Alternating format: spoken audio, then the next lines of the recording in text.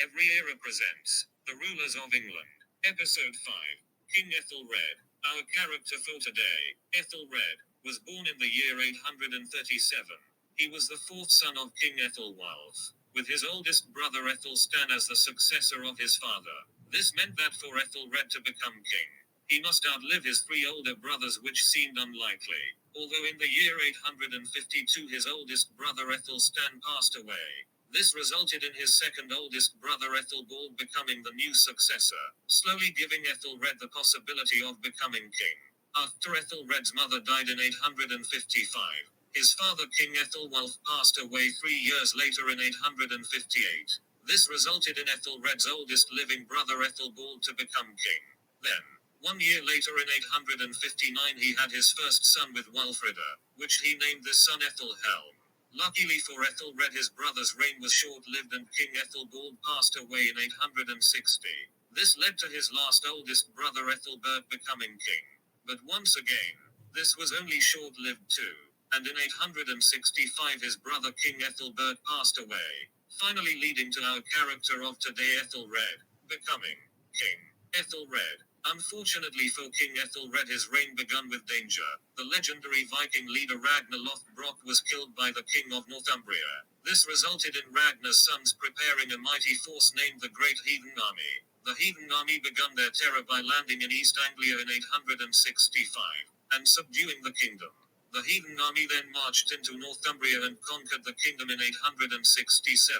This is where they performed the famous Blood Eagle execution on King Nela, the king of Northumbria. This was revenge for the death of Ragnar, as King Nela was the man who had Ragnar killed, by throwing him into a pit of snakes. Even though the main objective of killing King Nela is done, the Great Heathen Army wasn't. They continued their terror by taking Nottingham in Mercia in 867. King Ethelred's brother-in-law, King Burgred of Mercia, had to request support against the Vikings. This led to King Ethelred and his younger brother Alfred leading a large Saxon army up to Nottingham, to take it back from the Vikings, but the army wasn't able to breach, so instead King Burgred bought them off, which the Vikings agreed, and they headed back to York in Northumbria. Now that the Viking problem seems to be dealt with, King Ethelred found some time to marry Wulfrida in 868. Then following this marriage, in the same year he had his second son, which he named Ethelwold. But wait, in 869 the Great Heathen Army stormed into East Anglia, conquering the kingdom and killing King Edmund. Okay, this isn't good. In 870 the Vikings then occupied in Reading, preparing to launch a full invasion on Wessex, which was King Ethelred's kingdom. Yeah, this is very bad. Then 3 days after the Vikings arrived, a large Viking party was defeated at Englefield under the command of Ethelwulf, the Ealdorman of Berkshire. Then 4 days after this victory, King Ethelred and Alfred led the main Saxon army to Reading. The Saxons successfully slaughtered the Vikings outside of the town before reaching the town gates. Unfortunately, as soon as the Saxons reached the town gates, the Vikings charged out and defeated the Saxons. This resulted in Ethelwulf, the Ealdorman of Berkshire, being killed, with Ethelred and Alfred luckily escaping the slaughter. Ethelred didn't waste any time.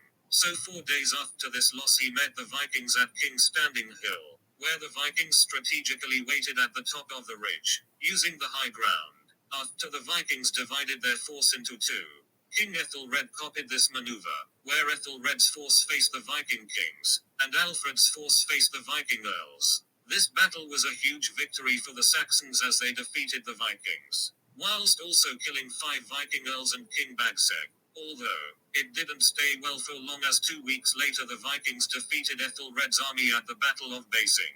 King Ethelred's final battle was in 871 at the Battle of Meriton, 2 months after his previous loss. The exact location isn't known, but King Ethelred suffered a huge loss within this battle, leading him into being mortally wounded. Unfortunately, he passed away shortly after this battle in 871. Overall, King Ethelred was a great king. He successfully defended Wessex from being conquered from a large Viking army throughout his entire reign. But since his 2 sons were too young to become king, his younger brother Alfred is his successor, so the story shall go on.